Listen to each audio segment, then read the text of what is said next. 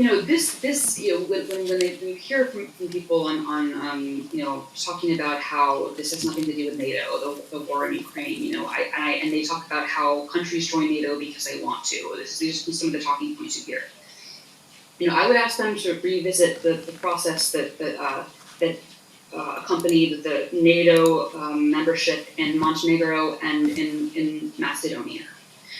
As this was a completely different situation than the new memberships that happened after the war in Ukraine started in 2014 were undertaken in a vastly different environment than before. And of course, maybe it's not entirely the case because maybe there were shady things about other countries joining NATO. But I can tell you that I was there in North Macedonia, and I covered this region I have for many years. So there was a referendum on the changing of the country's name. Macedonia's North Macedonia was Macedonia, but Greece lays claim to the name Macedonia and to the culture and the history.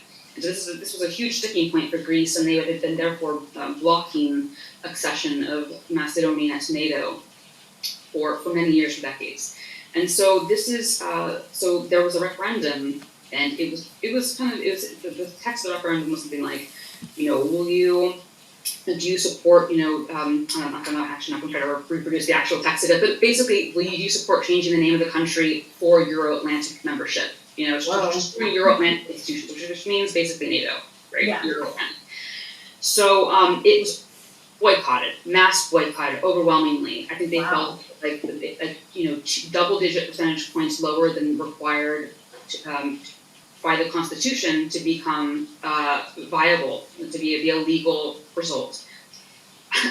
During that day, I remember people were calling me, this is a crisis, this is like, wow, what are we going to do? And then it was, at the end of the day, it was spun as, okay, the referendum was just consultative.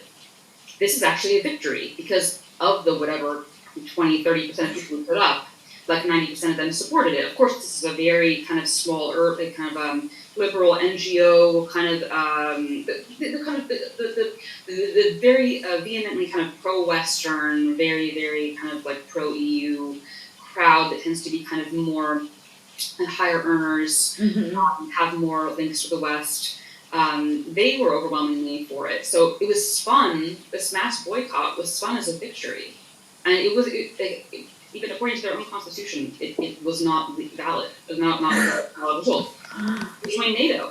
Yeah. Like, Montenegro didn't have a referendum, and even by the polls, they didn't have a majority of support. So these were not democratic processes by any measure. And so when I hear people say, countries join NATO because they want to, okay, like maybe that is true in Latvia and in Poland, like. I'm sure that that's true. I have to admit that is true. Not so in the Balkans. It's a whole different experience of recent history, and a whole entirely different. These are different countries, different cultures, different attitudes.